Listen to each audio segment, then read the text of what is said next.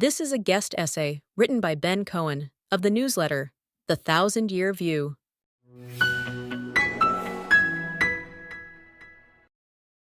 When I first saw footage of white supremacists chanting, "Jews will not replace us," at a 2017 Unite the Right rally in Charlottesville, Virginia, I admittedly wondered, how many Jews do they think there are?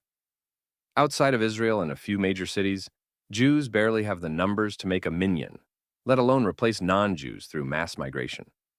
Of course, upon further research, I discovered that the chant was ever so slightly more grounded in reality. Rather than literally seeking to replace us, the argument goes, Jews are masterminding a plot to replace Western populations with non-white migrants.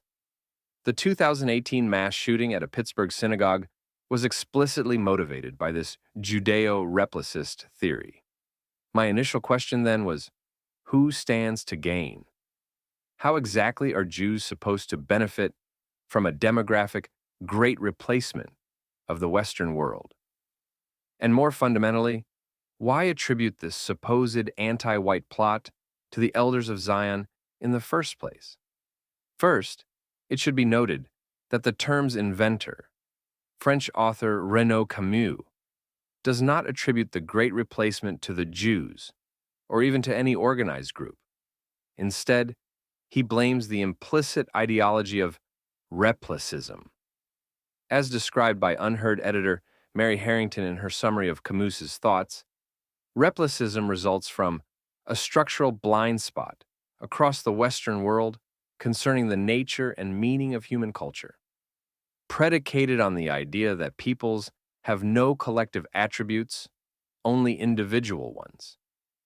This blind spot, in turn, produces a universal petty bourgeoisie devoid of cultural inheritance, willing to accept in principle the notion that peoples are interchangeable and thus defenseless against demographic change. For Camus, although individuals can join a people, and thus peoplehood is not synonymous with race, peoples who remain peoples cannot join other peoples. They can only conquer them, submerge them, replace them.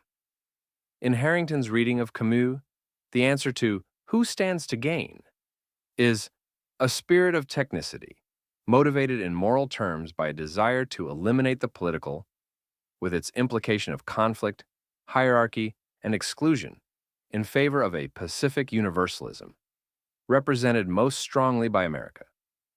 But the spirit of technicity is itself a rather technical, depoliticized name for an enemy.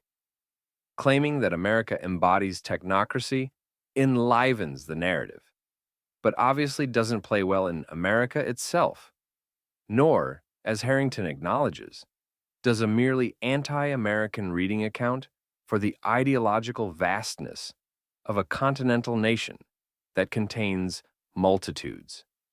Harrington cites Carl Schmitt and Martin Heidegger in her explication of replicism. And while these two thinkers are trenchant critics of modernity, with insights that transcend their politics, it is worth noting that they were both actual Nazis. Certainly, critiques of replicism and its intellectual antecedents are not intrinsically anti-Semitic. To claim otherwise would, in a curious way, itself be anti-Semitic. To tacitly admit to some intrinsic link between Judaism and materialism, deracination, globalism, anomie, and the other bête noirs of our modern age. Camus renders the Charlottesville chant as "You will not replace us" in the title of a 2018 book. But the readiness of his theory's adherence to swap in a classic scapegoat reflects anti-modernity's dance with demonology. How tempting to paint a faceless enemy with an old familiar nose. An irony of the anti-Semitic interpretation of replicism is that, if we extend the concept back far and wide enough, Jews were its first victims. Starting in the first millennium CE, Christian supersessionists proclaimed that legacy Jews, or carnal Israel, had been replaced in God's eyes by the true Israel of the Church. Per theological replicism, lineal descent from Abraham, and covenantal acceptance of Jewish tradition, as symbolized by circumcision, were unnecessary for spiritual peoplehood. Instead, baptism functioned as a quick asylum claim to divine election, a way for Gentiles to jump the border without undergoing a rigorous naturalization process. St. Paul, who declared that there is neither Jew nor Greek, there is neither slave nor free, there is neither male nor female, for you are all one in Christ Jesus, was thus an early prophet of the reduction of identity, traditionally defined by ethnicity, class, and sex, to what Camus calls undifferentiated human matter. Of course, ethnic, class, and sexual differences have continued well into the Christian era, but replicism may be the latest heretical attempt to fulfill Paul's millennial promise without a divine mediator. Another irony is that anti-Semites are accusing Jews of importing anti-Semitic Muslims. But the safest country for Jews in Europe is Hungary, precisely because Viktor Orban's government opposes mass migration. Perhaps Jews are engaged in a vast, self-destructive conspiracy to make Amsterdam unsafe for Israeli soccer fans. Or more likely, Jews are subject to the same arguments and ideologies, whether for or against immigration, as everyone else. Some Jews are certainly sympathetic to refugees because Jews themselves descend from exiles. Others, especially after October 7th, are aware that many Muslim migrants would happily drive the Jews into exile again. Before, during, and even after the Holocaust, the world largely shut its doors to Jewish victims of Nazism.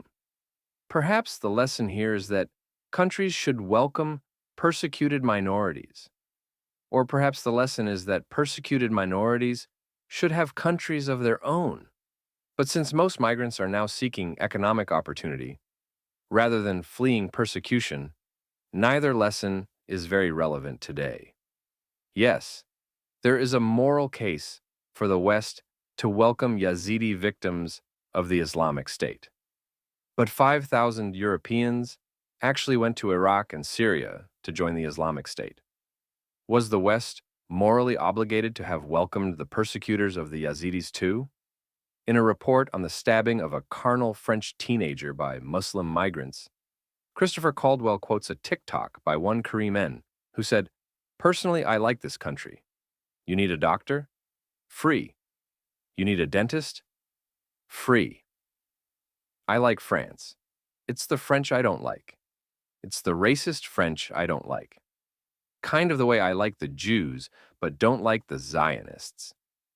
Here's replicism not as grand conspiracy or theory of modernity, yet as vulgar attitude of the would-be replacements. Keep the French social safety net, but get rid of the French. For the Kareems of the Islamic totalitarian state of France, anti-Zionism functions as de facto anti-Semitism, while anti-racism justifies anti-French racism.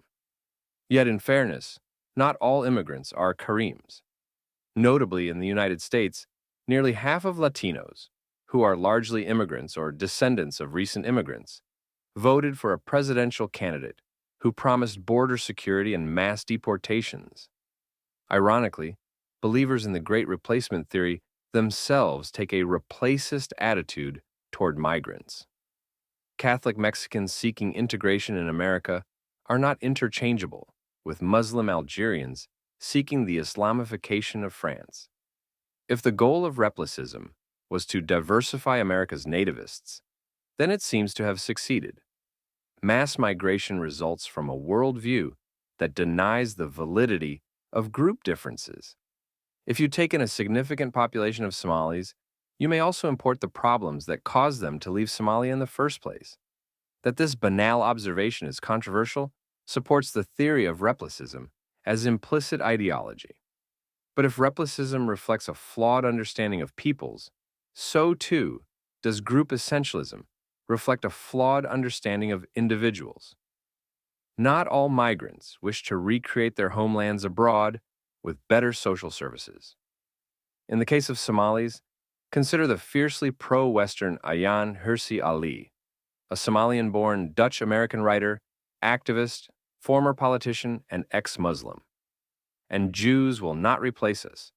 reduces an ideologically diverse population, from George Soros to Stephen Miller, into a singular, hydra-headed bogeyman. The damage caused by such essentialist thinking contributed in no small measure to the rise of its replacist opposite. Can't we simultaneously acknowledge differences between groups and differences between individuals within groups? Can't we integrate carefully selected people instead of carelessly accepting hostile peoples? If so, then a sensible immigration policy, one that bypasses the Scylla of demographic denialism and the Charybdis of conspiratorial hysteria, may yet be possible.